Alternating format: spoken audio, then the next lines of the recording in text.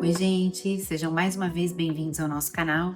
Eu sou a doutora Tati Lemos, médica pediatra, e toda semana eu tô trazendo algum conteúdo, ou tirando dúvidas, das famílias a respeito do cuidado com os nossos filhos. E tem um assunto que tem sido muito recorrente, que é a dúvida dos pais para saber, para fazer um diagnóstico diferencial, imaginar quando tem que levar ou não um bebê para uma avaliação médica, desconfiando que esse bebê possa ter bronquiolite, né? Então, quando que eu posso desconfiar que o meu bebê tem uma bronquiolite? É importante a gente não procurar pelo em ovo. Eu tenho falado isso algumas vezes para as famílias, por conta desses últimos números assustadores, de unidades de saúde e hospitais cheios de crianças internadas com síndrome respiratória aguda grave, com insuficiência respiratória. Então, qualquer respiração um pouquinho irregular de um bebê, qualquer tosse, qualquer congestão nasal, as famílias já estavam desesperadas, pensando que o bebê pudesse ter bronquiolite e levando ao hospital, às vezes sem necessidade, fazendo um contato ainda dessas crianças com outras pessoas doentes em unidade de saúde e agravando ainda mais, além de acarretar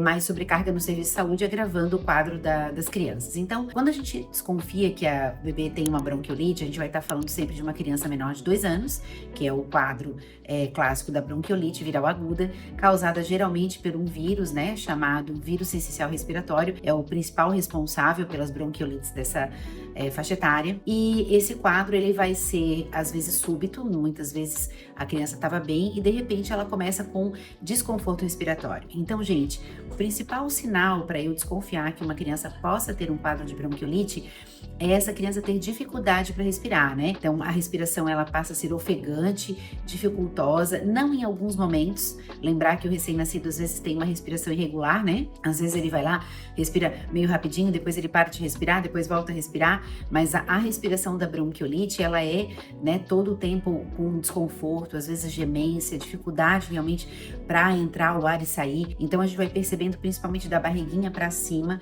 um movimento respiratório mais esforçado, A barriga sobe e desce quando a criança respira. O movimento entre as costelas, há uma retração entre as costelas. Nessa região da fúrcula também, às vezes puxa muito ar na hora de respirar, E às vezes até o batimento de asa de nariz, quando o narizinho do bebê passa a abrir e fechar para ajudar nesse movimento respiratório. Então, a gente não vai pensar em bronquiolite porque, por exemplo, algumas perguntas que vêm para mim com frequência, tá? Saiu um catarrinho no vômito do bebê, é bronquiolite? Não, se ele não tem desconforto respiratório, Meu bebê espirrou, é bronquiolite? Não, gente. O bebê espirra, tem uma rinitezinha comum dessa idade, não quer dizer bronquiolite, O bebê teve uma tosse, também não quer dizer que tenha bronquiolite. A bronquiolite viral aguda, ela é um quadro estabelecido, instalado, então não é de manhã fica assim, à tarde não.